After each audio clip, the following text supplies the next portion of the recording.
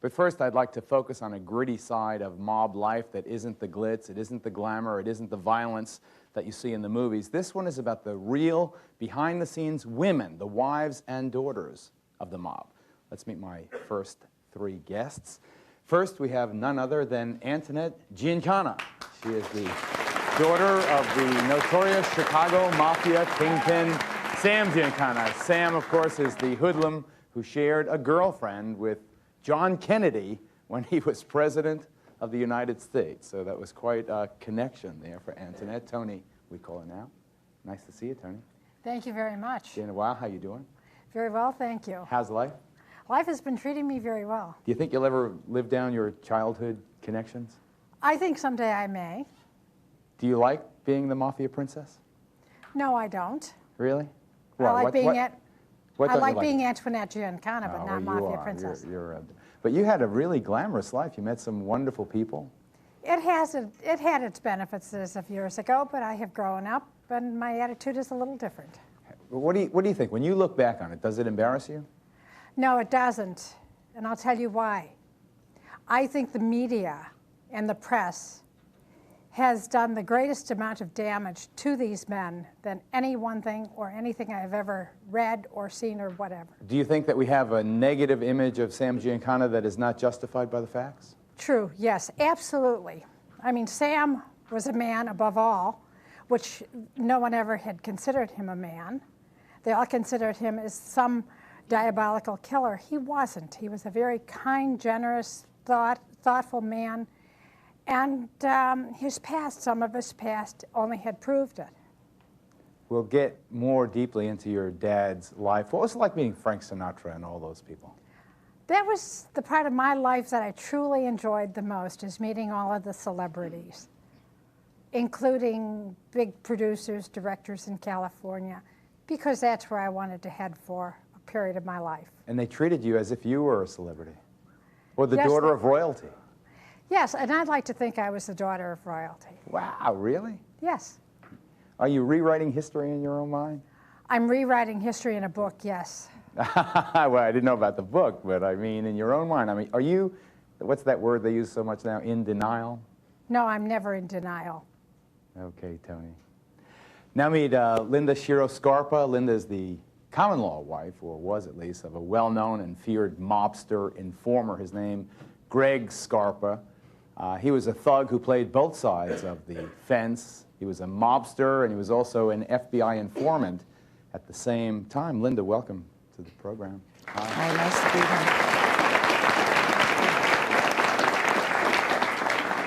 here. You lost your son. Yes. To an assassin's bullet. Yes. Don't you think that his murder was connected to your husband's activities? No. Why not? Because it was a personal thing between my son and a friend of his. It was no connection because of my, Greg. You know, all the newspaper accounts said at the time it was because of his dad that he was murdered. No. You say there was no connection. Okay. Now, Greg had a very interesting life. Did you know what he did for a living? Yes. What did he do? Tell us. In the way you would characterize his life. Well, he did what he thought, in his mob life was right, and also for the FBI.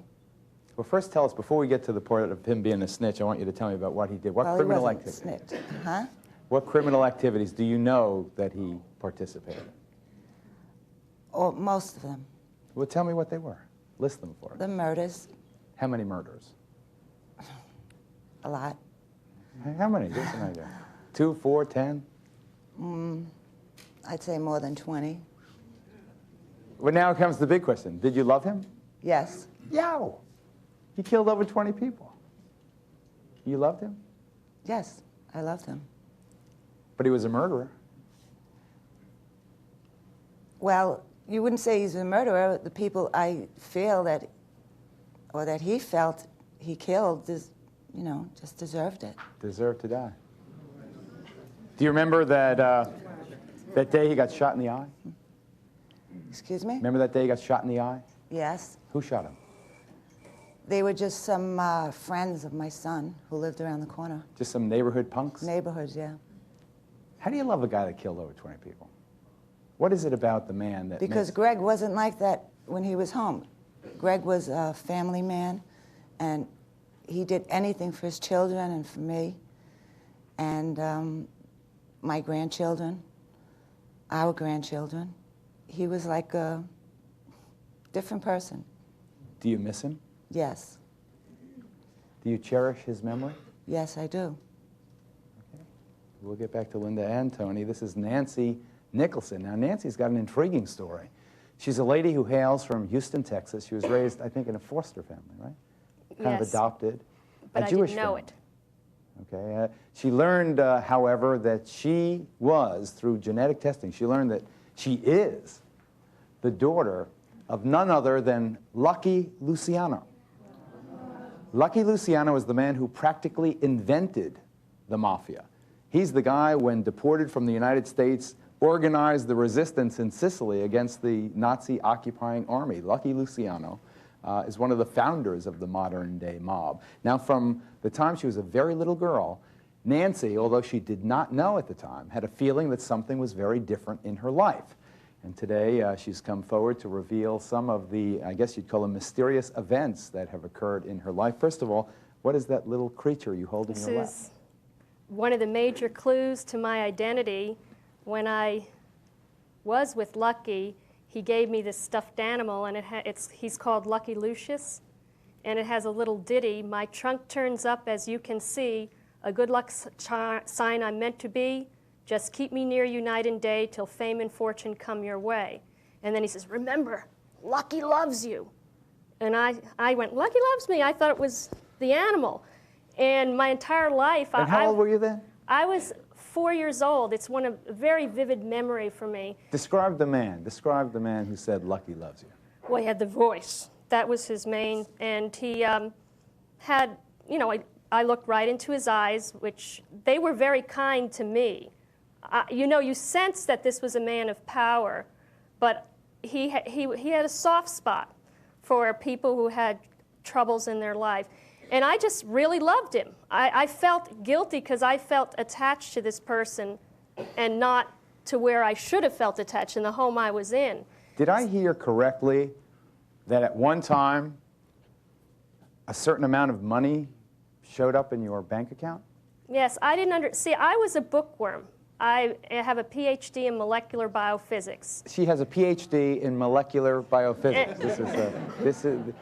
This is a mob bimbo, right, with a PhD in molecular biophysics. I studied all the time. I was studying poetry. I played piano. I was just continually just typical bookworm. But there were events around me where overnight it would seem that people would question my integrity and look at me with their eyes askew. And even, Well, you know, tell us really about that bank account. Oh, well, I was at Johns Hopkins where I did my undergraduate work, and it was very expensive, and even though I You needed a couple of dollars. I said, there's no way I'm going to be able to continue to stay at this university with these prices. I don't need this fancy school. And then you checked your savings book and? Well, what happened was the bank president of my little bank account, because I had a little job, I had $600 in my account, called me up. We had a student account, and I said, uh-oh, I'm sure I bounced another check. So I go in there I was trepidation, very scared, and he said, are you aware there's been a $3 million deposit in your account this morning? Real-life wives and daughters of the mob. Our focus, stay tuned. Al Capone's Vault, coming your way. We're going back. Live in Chicago. Stay tuned. Yes, ma'am. Yes, Nancy, did the FBI or any other law enforcement agency know about you or follow you during those years? Yes. Tell us about They that. knew more about me than me. I was just a student, and it has influenced my life. Intrusion. And actually, I never would have found out if we hadn't helped soldiers in the Delta Force with the Desert Storm illness. How is that relevant? Well, many of the soldiers who were actually, I guess, assigned to eliminate me were people we eventually helped get over that terrible illness from Desert Storm. Oh, God. Now, you were followed by bodyguards. Yeah, I didn't know what they were. I mean, Just these big guys wanted to take care of you. Well, when I was growing up, my mother kept telling me those people were trying to kill me. And you can't tell it's the bodyguard or the stalker. And I just blanked out and devoted myself to my books. And it was like, then I emerged 30 years later. Aside from the teddy bear incident, when you were 4 years old, did you ever spend any time with Lucky Luciano? I played cards with him, and I spent a summer with him. I thought he was just a man at our beach club who was acting like a babysitter. He always let me win. And I'd tell him, but that doesn't fit the mathematical odds. He goes, you're a lucky kid. See what happens when your daughter's a physicist? Yes, ma'am. I used to flunk him. I was the professor, and I would teach him school. And I said, I don't know how you made it in this world. You don't know your planets. You don't know geology. He said, well, when I was shortchanged in the brains department, they all went to you. So he ended up running $1 billion empire. Welcome to Chicago, Geraldo. Thank you. I would like to know if any of you ladies were experienced a live shooting, and how was that? Tony, you ever see any violence in your life? Or were you insulated totally from it?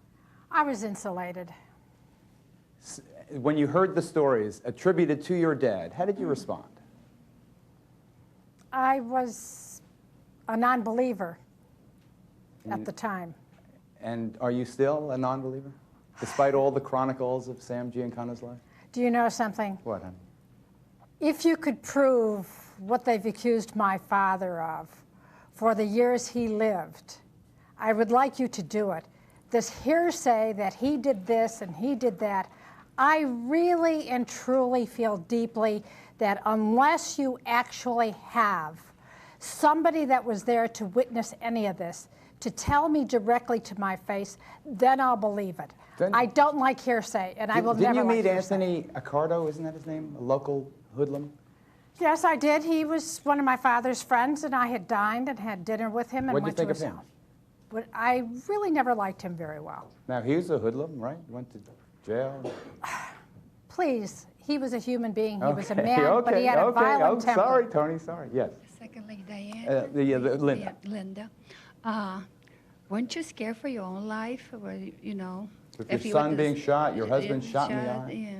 Well, I never had any fear of my life, but one day when Greg was leaving the house with my daughter and our grandson, he was holding the baby, and he walked down the steps in front of the house, put him in his car seat, and he gave him a kiss, and he got in another car where there were 3 other fellows in it. And when Greg pulled away, my daughter pulled away right behind him. And where we lived, the street was blocked off with a big produce truck all of a sudden. And there were like 6 men who got out of a van behind my daughter, which she wasn't supposed to be there. It was supposed to be just the van and the truck because they wanted to kill Greg. And they just start shooting wild, and they shot the car where my grandson and my daughter was, up with like 5 shotgun holes in it. And she's hasn't been the same since then. And Greg went totally crazy because, you know, whatever you say about Greg, Greg would never, ever do something like that in front of anyone's children or grandchildren. But to do that, you know, to his grandchild, you know, it was horrifying. You know, I hate to draw comparisons, but in the old days, at least, before the mafia kind of was so decimated by the feds, it kind of lost its honor. They did have a bit of honor. They didn't kill wives. They didn't do shootouts. They didn't kidnap children. There were no drive-bys. At least I give them at least that much.